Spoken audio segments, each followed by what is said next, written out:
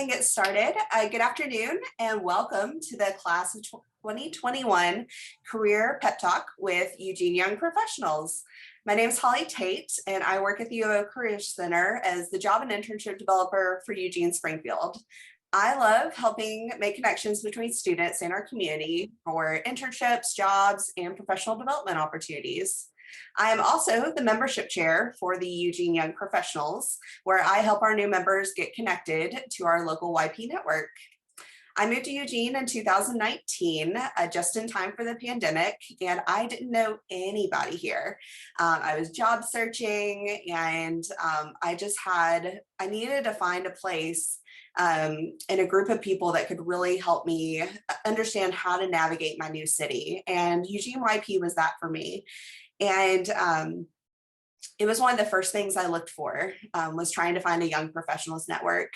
And even in a virtual world, Eugene YP has been an amazing support network filled with diverse community members who are all dedicated to thriving as individuals, professionals, and as a community.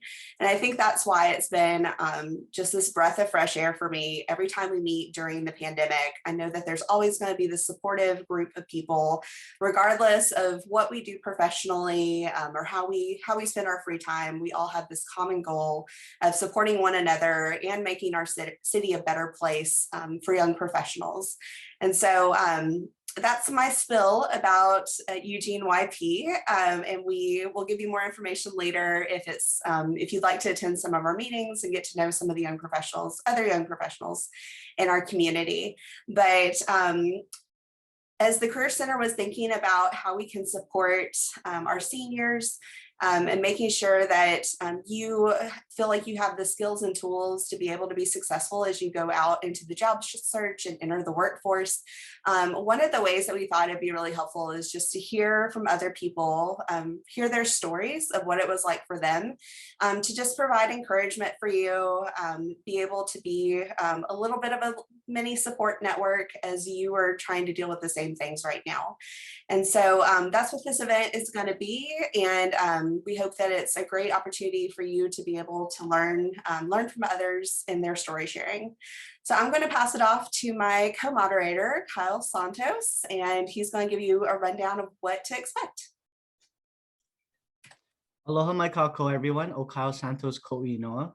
Hi, everyone, and good afternoon and good morning. Wherever you're tuning in, thank you for joining us. My name is Kyle Santos, and my pronouns are he, him, and his. I serve as a career readiness coach for the University of Oregon Career Center. I'm really excited to have you all here and joining us in our conversation today with our panelists. And to give you a little bit more of the run of the show today, we're going to be sharing some questions to the panelists, and they're going to be answering some questions and sharing stories, their adventures, experiences, and their backgrounds with us today. And later on in this session, we're going to have some breakout rooms, and our career coaches from the Career Center is going to be moderating some storytelling as well as some question asking for you all, so we can have some participation in those kind of things too. So relax, listen in, tune in, all those kind of things. Feel free to keep your cameras on or off. But we do please suggest and ask you to please keep your audio muted for now until the breakout room, so that we give our speakers a chance to speak and so have you. The other thing that I would mention as well is feel free to eat lunch as well. I know for some of you all, we all have busy days. I got my lunch in already. And so if you are wanting to eat during this session, feel free to eat, turn off your cameras and all those kind of things. A little bit more about myself. I came to U of O as a transfer student from Hawaii. I graduated from University of Oregon in 2018. And ever since then, I've been working at the Career Center for the past 2.5 to 3 years. My background is in psychology, sociology, and Hawaiian studies. And the last piece I will mention is I'm pursuing a master's degree at Portland State University, post-secondary continuing adult education. And one of my favorite things about being a career coach at the University of Oregon Career Center is the ability to talk stories with you all. And today we're going to listen into 3 amazing panelists as well as some stories from me and Holly. And so I'm going to give them an opportunity to introduce themselves. So let's go ahead and start with Amanda. Hello, everyone. Thank you so much for tuning in. I was just telling Holly and Kyle how great these types of programs are. I know I wish I would have done something similar to this when I was leaving the university and venturing into the real world, as they say. I'm Amanda Yankovic. I am the managing director for the district co-working. I am the director of business development for OB companies and the co-owner of the Basic Botanist, a little plant store here at the Fifth Street Public Market. Where do I even start? So I graduated from the University of Oregon in 2014 with a bachelor's in cultural anthropology. I had no clue what I was going to do after school. I graduated and I was working at a bar at the time. So I was kind of managing the bar, trying to figure out what the next step was, trying to venture out into Eugene a little bit, but after leaving the university bubble, I felt really shy and I didn't really know what that next step was. So I started looking at moving to Portland or moving to another city where I felt like maybe there were more opportunities for me. Kind of turned a little bit away from that. I quit my job at the bar, did not have any plans, started applying for jobs all over the place, was on LinkedIn and Indeed every single day, looking at different things, applying for jobs in the food and beverage industry because that's what I was used to. And then I ended up applying for a job at the Eugene Area Chamber of Commerce. I'm gonna be really honest, I had no idea what the chamber was. I had zero clue. I thought it was like where you went and picked up materials when you would travel to new cities and you just grab pamphlets. That's what I thought the chamber was. So I applied for an events manager position. Went in, had several interviews that same week I had a couple at a winery, a couple at REI, which I got turned down for that job. So when we're talking about being turned down for positions, no, that's not a bad thing. That happens. But anyway, I went to my interview at the Eugene Chamber. They were excited about my degree in cultural anthropology, which I was shocked. I had no idea that someone was going to be excited about that, but they were excited about that. So I had a couple job offers from that week. And what I did, which has probably made one of my best decisions ever, is I went with a job that scared the crap out of me. If I'm being completely honest, I went with the Eugene Chamber, had no idea again what it was. It took me a couple months into my job to even really fully understand what the chamber was. And that's where I got plugged into YP. It wasn't something that I opted into organically. It was something that was a part of my job. So I started putting myself out there, planning events for YP, and then I really made some of the most amazing connections in my life. And that's how I'm gotten to be where I am now. I took that opportunity, saw something that scared me and went for it. So now I am the vice chair of the YP program. I am very passionate about getting young professionals into the program and helping them build up their professional network. It is so important to have that network outside of just your friends or your college classmates or whatnot, or your work. When you go into your new workplace, it's more important to have other people in other areas too in the community. So that's a little bit about me. It's probably longer than 3 minutes, but we'll talk more about the rest of my story soon. All right, thank you so much, Amanda. We're gonna go ahead and jump it over to Jesse. Hi, everyone. My name is Jesse. I am currently the Executive Communications Manager here at the University of Oregon. So all those emails you get from the president, I'm usually the person who hits send on those to send it to campus. So I primarily support the president's office, but I also help out with some of the other offices that are supported by university communications. I went to U of O. I graduated from the School of Journalism in 2017. I did both the advertising and journalism tracks. And I'm sure as similar to anyone out there who's about to be a graduating senior, when I was about to graduate, I was applying to all sorts of internships, mostly in advertising agencies. I wanted to be a copywriter. That's kind of where I was headed. That's what I thought I wanted to do. And I applied to a lot of internships, pretty much any that I could find, and got rejected by a number of them, never heard from probably a larger percentage of those.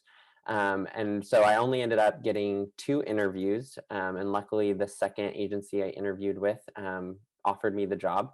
So I went to Seattle literally the same day as graduation. So we had our commencement on Monday. I walked in the morning, and then that afternoon drove with my mom to Seattle, sublet an apartment from a UW student up there, and started my internship that following Wednesday.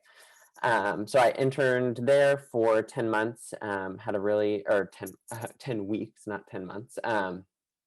So had a really great experience up there, working mostly with other interns who are also kind of just had finished college, or some people who were heading into their senior year.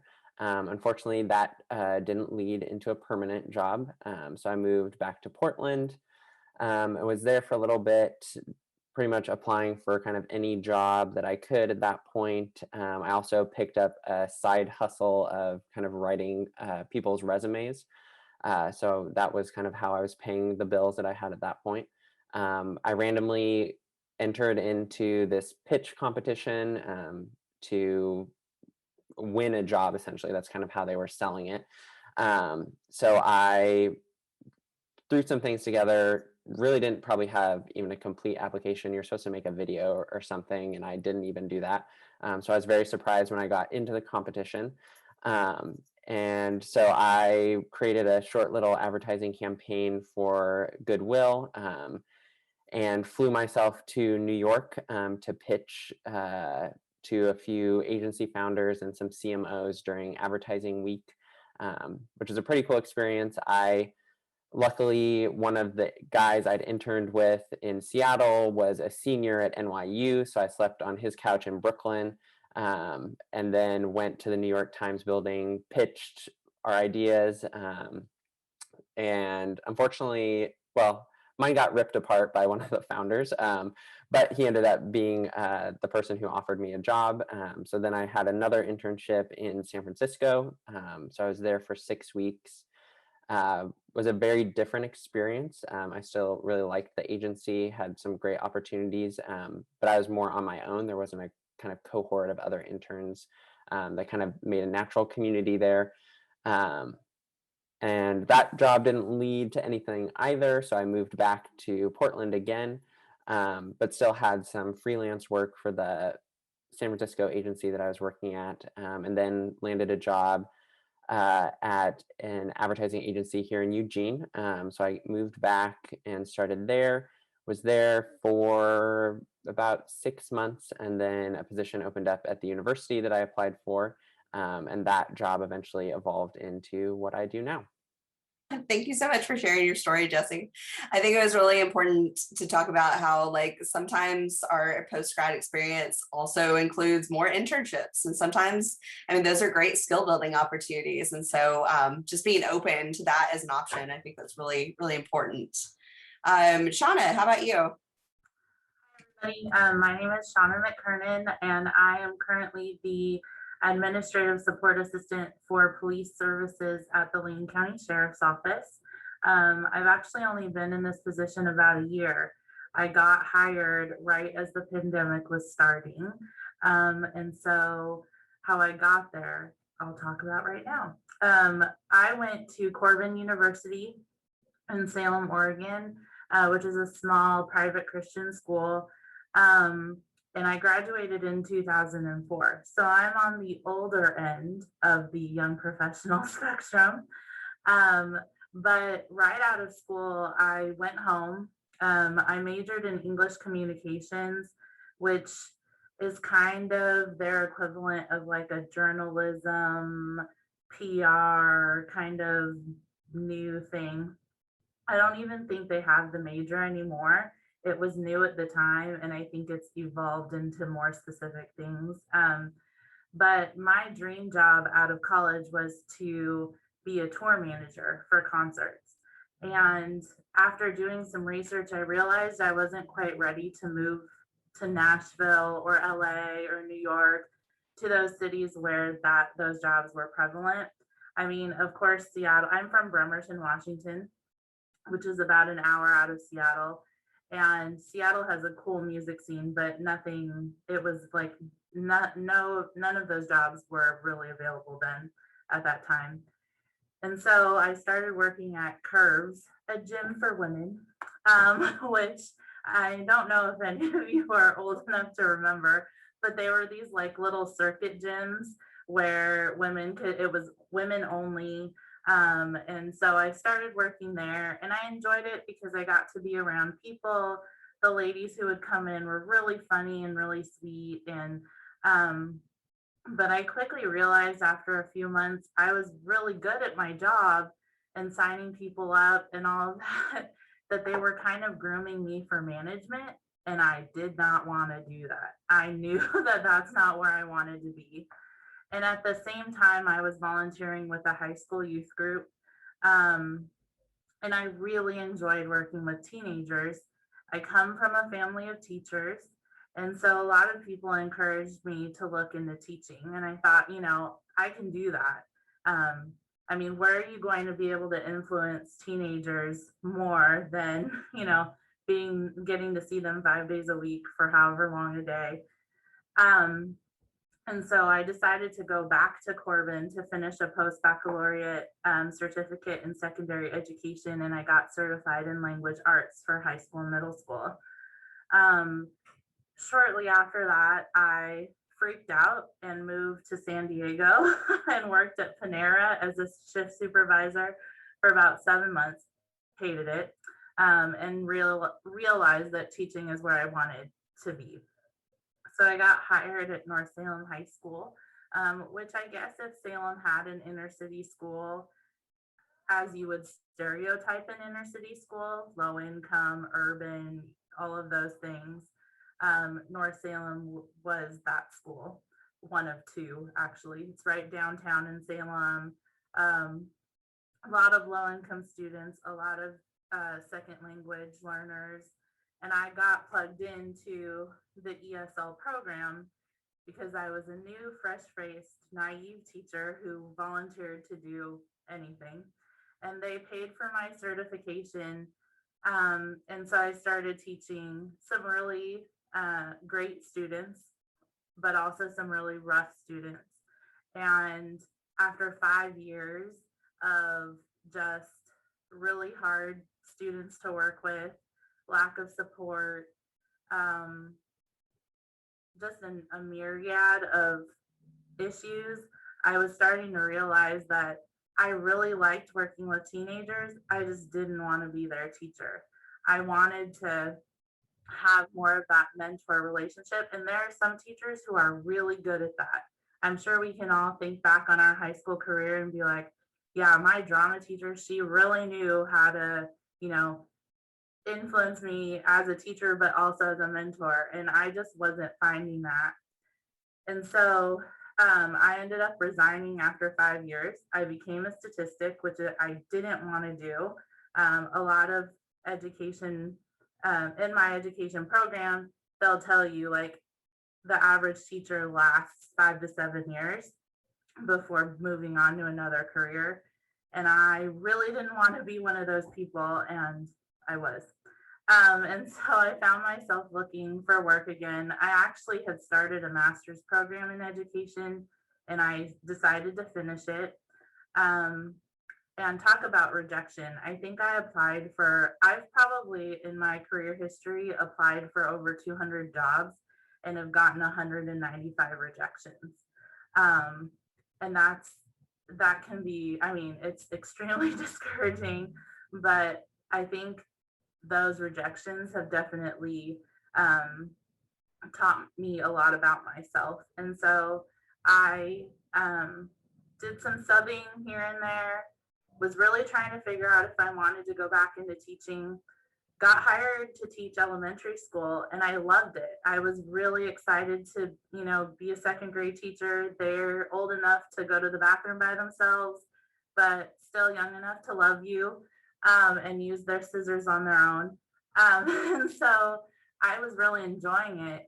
And then I got laid off, and I was like, okay, I guess I'm not supposed to be a teacher anymore. What do I do?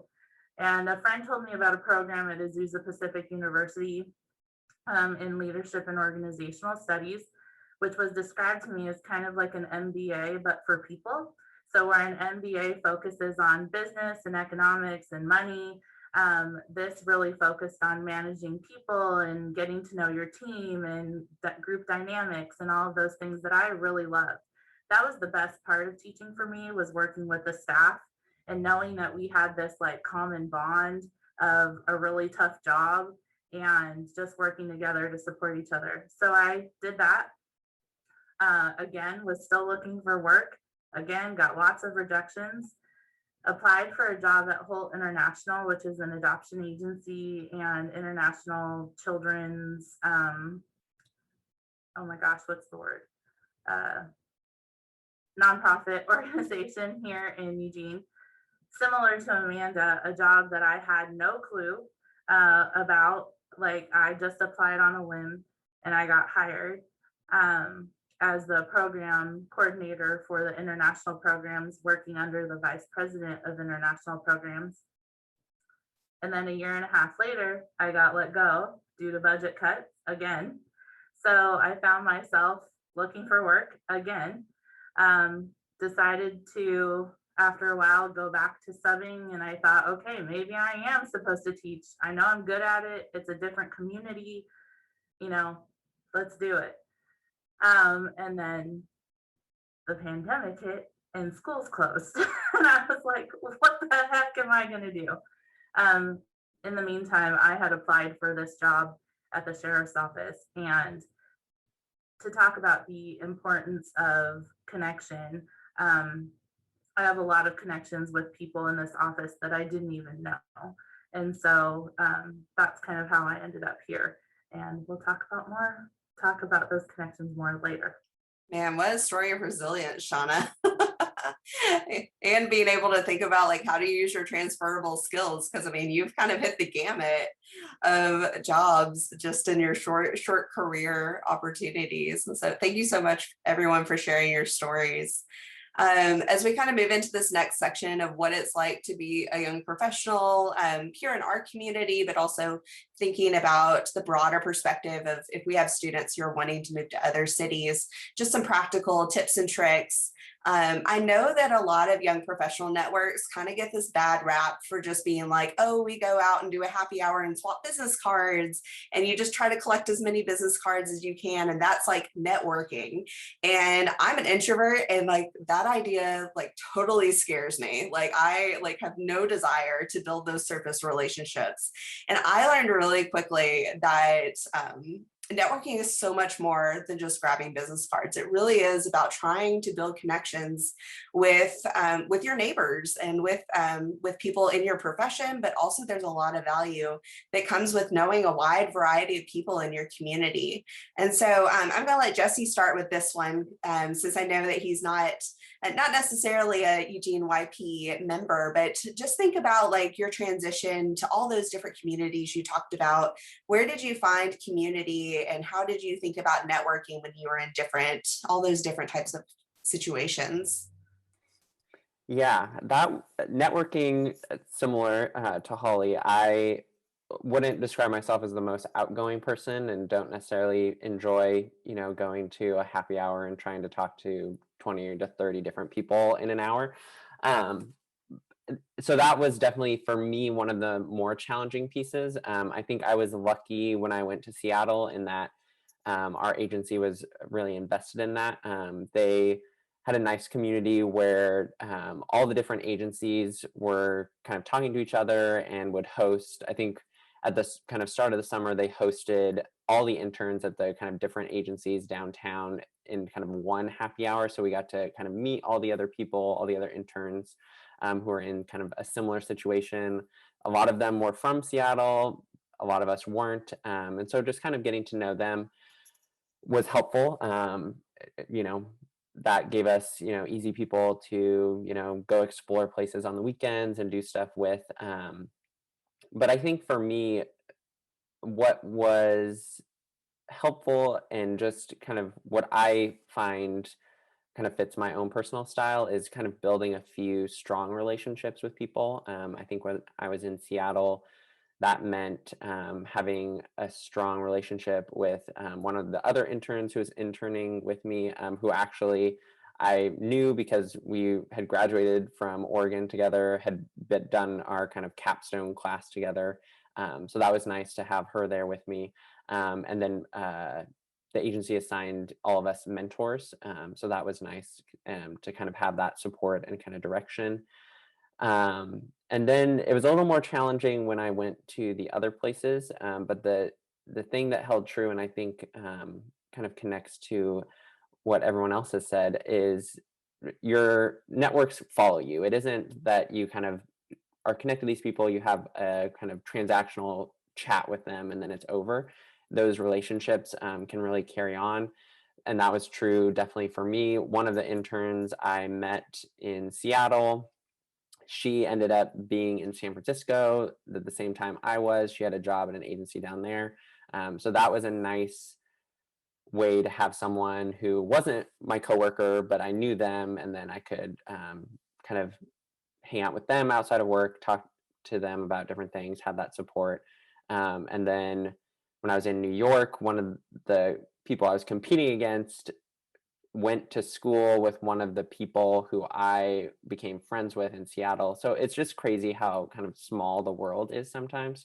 But yeah, I think, whatever you can do to identify what your style is, what works best for you, in kind of building relationships, whether that's kind of friendships or more professional connections. And then, just kind of own that. Don't kind of get that kind of imposter syndrome of, you see everyone else who is maybe more extroverted, more introverted than you, and, know who you are and kind of stick to that. And I think that is probably going to be one of your strongest selling points. Awesome. Amanda, you are a business owner. You also work for some really well-known companies here in Eugene, and I know you did a lot of networking to end up where you are today. And I feel like you aren't one of those people that are constantly like trying to sell your business. Like, you have a really cool business and people just know it. And so I think that says a lot about your networking skills.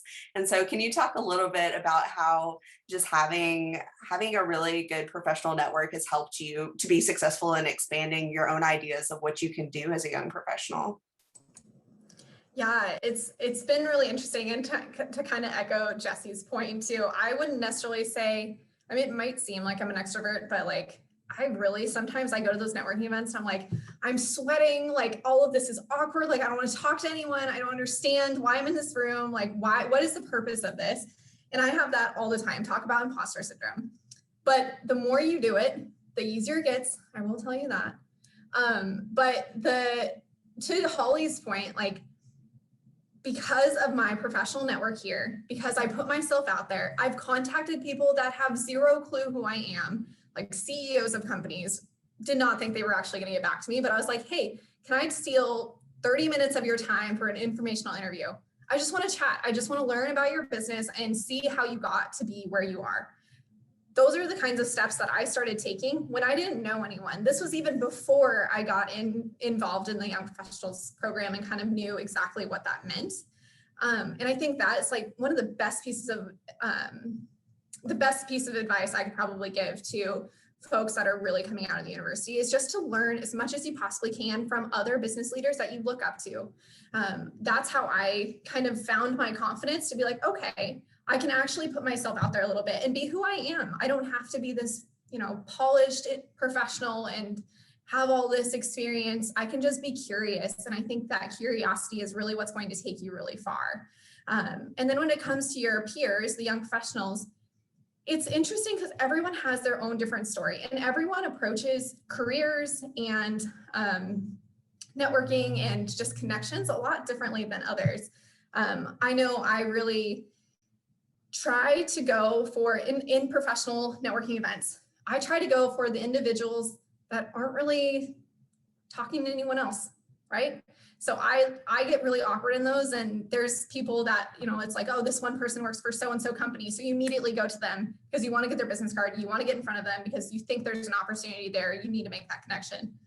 Well, you could also go to another person that's maybe standing in the corner of the room, start that conversation, and that can actually get you a lot further sometimes, right? So I think that's something too, is that when you go in there, don't go in there just thinking, I need to get my business card in the hands of this person. I think that's something that a lot of people do. And you can even see it. And I know Holly and Shauna, for sure, I've seen this happen in the Young Professionals program, is there's that one very determined individual that needs to get their business card in everyone's hand, right? And sometimes that individual they don't talk to me because they don't know who I am or whatever the situation is. Like, I just really encourage everyone to, even though it might not be the shiny person that you really want to get in front of, every single one of those connections at that event or whatever is going to help you in some way, shape, or form. Talk about the basic botanist. Some of our best customers are those people that I have met once, maybe twice at some random event, but we struck up a conversation about plants.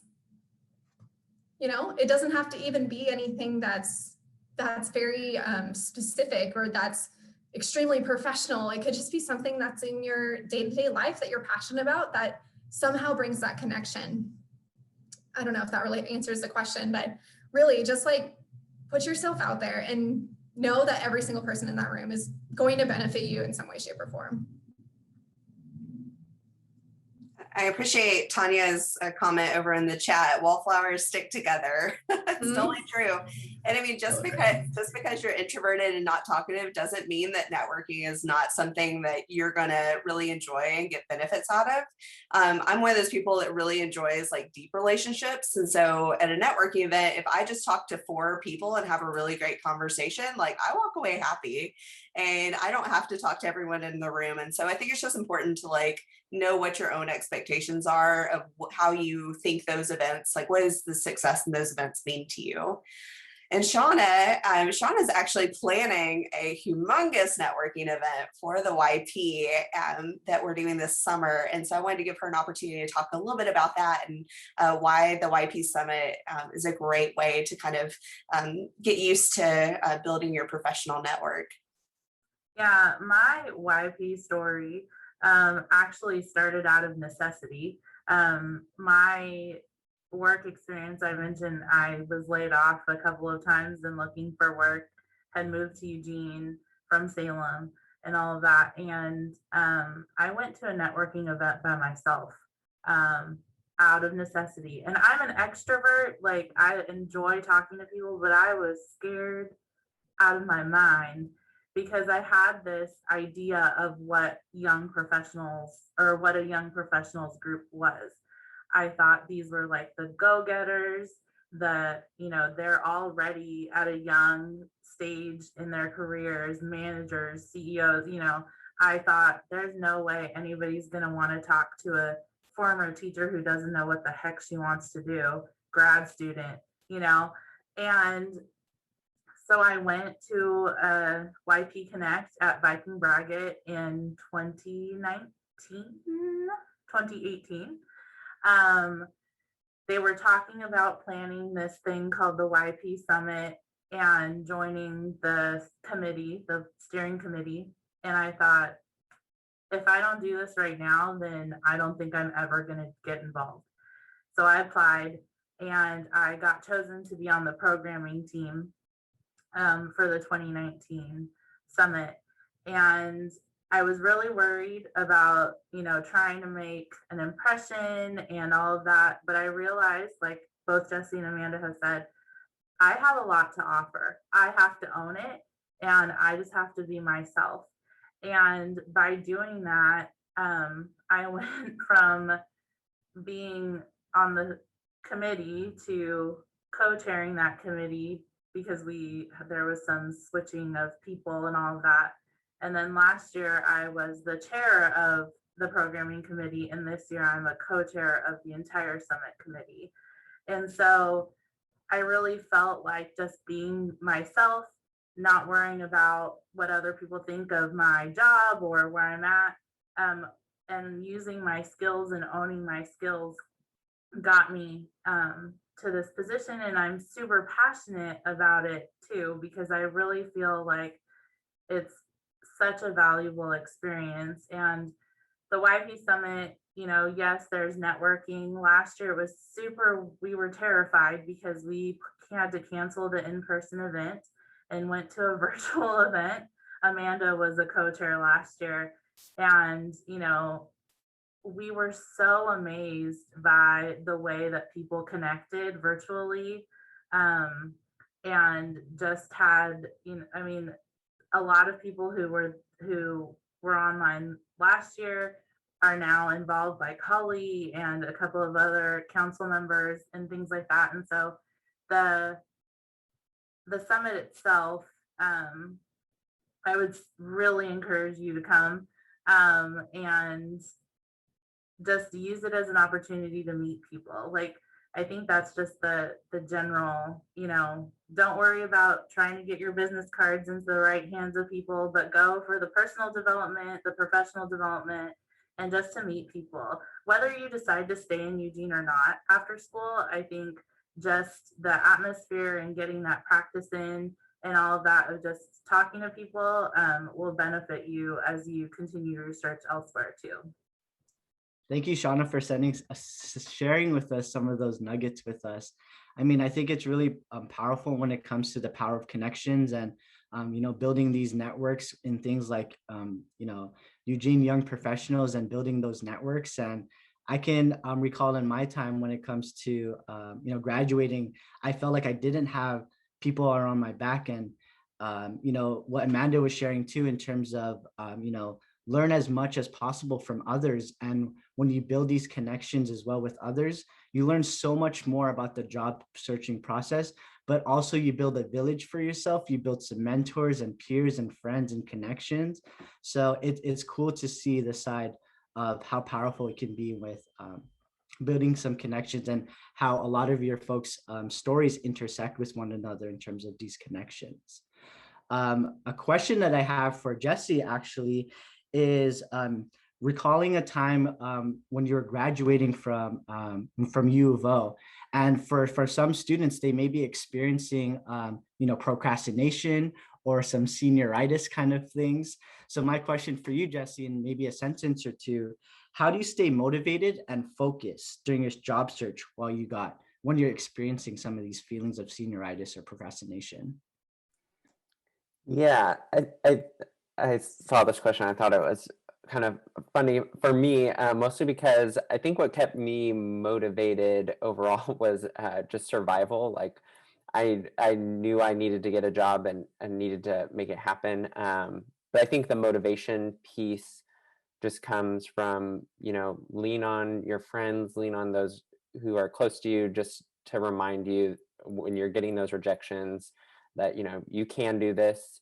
You just have to find the right one. And if you're getting no's, that just means that wasn't meant for you, but the thing that's meant for you, it will come around. Thank you, Jesse, for sharing that. Those little nuggets. Shauna, you shared a piece about how resilient your stories and experiences are from, being and applying for over 200 positions and getting 195 rejections. And you learned so much through that process. My question for you is, how do you know that you found the right first job, right? What if you had to take that right now kind of job instead with your experience? Yeah, I mean, I don't think you ever know, what the right job is. I think sometimes you just need to take it. I mean, like Amanda's story, with the Chamber of Commerce and mine with Holt. I just you just have to do it. I think that's sometimes you won't have any other options. Sometimes that's the only job that's been offered to you, and you have rent due in 2 weeks, and so that that's what you need to take. And so I would say that don't be too afraid to just take that job, because most jobs you have like a 6-month probation period, and that probation period I think is often misconstrued as like their opportunity to see if you want to work, if they want you to work for them, but really it's kind of a mutual opportunity to see if it's a good fit for both you and the company that you've taken the job with. And so not so much with education. You kind of have to commit to a full school year, but with other places, there's often that probation period. And I think you just have to do it sometimes. And you never know what comes out of those connections that you make. Every job that you take, you're going to make connections, and you never know what those opportunities will lead to. So I would say don't pigeonhole yourself into thinking that you have to look for this one particular position, especially when you're starting out. Thank you, Shauna, for painting that picture for us. It's cool to mention, like that probational period, you're not restricted unless you sign a contract. You can try it out and things like that. And so it's cool in terms of like the modernized day and age of career pivoting, in terms of exploring all different career interests. And your example of sharing like the probation period of testing the waters, if you will, is a great way to see if this is something that you were wanting to doing in that moment, or at least a year or two, or a couple of weeks, and so have you. My last question for the panelists really is to ask you all, maybe sharing a piece of advice that you would give to your younger version of yourself. So let's go ahead and start with Jesse. I think the piece of advice I would give to a younger version of myself would just be two things. I think focus on kind of the quality of your relationships and not necessarily the quantity, because really it's better to have a few people who can kind of champion and advocate for you rather than a bunch of acquaintances who maybe only know you at a surface level. And then I think, focus connected to that is making sure you have a mentor and have people who can help challenge you and help you grow your skill set. Because you always have to be learning, no matter kind of what you're doing. Just because you have a degree doesn't mean that you stop learning. You're going to have to pick up a lot of different skills that you may not even know about right now. So if I were to tell my younger self to be yourself, that's the other thing that I think I didn't do right when I left college. I was trying to be someone that I thought I needed to be. And that actually I did myself a huge disservice from doing that. Be who you are, be vulnerable and open to opportunities that may not be the most glamorous situation or may not be your end game. But some of my greatest success has come from saying yes to things that, one, I was not qualified for, or two, was not really of interest to me. But that's where I found my network. That's where I found my success. And that's what really has taken me this far, is that I've said yes to opportunities that I definitely would not have had the courage to say yes to because of imposter syndrome and just all the other things that are in our lives that are telling you have to have these qualifications or whatever. Even when you're applying for jobs, even if you don't have all the skill sets, please, apply for them, because the worst that will happen is that you will get 100 no's, but then there's going to be that one person that will see what you have to offer and take a chance on you, right? Like I had people take chances on me, and now when I'm hiring folks, I find those people that go above and beyond and put themselves out there. I think that shows so much about you as an individual and what you are capable of. I definitely echo both Jesse and Amanda. I think my bit of advice to my younger self would be, don't be afraid to fail and don't be afraid to pivot. My career history is a lesson in pivots. And I think that, you graduate college, you're super excited about your degree and what you've chosen to spend all of this money, time, and effort in, studying and all of that. But as you figure out, what you enjoy, what you're passionate about after school or after college, you never know what opportunities might present themselves for you. So I would say, don't be afraid to change paths. Don't be afraid to try that job. Don't be afraid to, take a job overseas if that's something that's presented to you. Just don't be afraid to make those changes. And And I think as far as failing, I definitely have felt like a failure, even though it wasn't necessarily my own out of my own cause or whatever, being laid off and things like that. But yeah, don't be afraid of the rejections, because like Amanda said, you put out 100 applications, you get rejected from 99, but that one yes is the one yes that will make a world of difference in your career path, in your life. And so that would be what I would tell myself, because I've spent a lot of time really thinking that, I'm not successful because I didn't fit this picture of what I thought success was. And so that's what I would say. Thank you all for sharing some golden nuggets for us in terms of just what you would share to your younger self. Just betting on yourself, building relationships and friendships in terms of quality over quantity.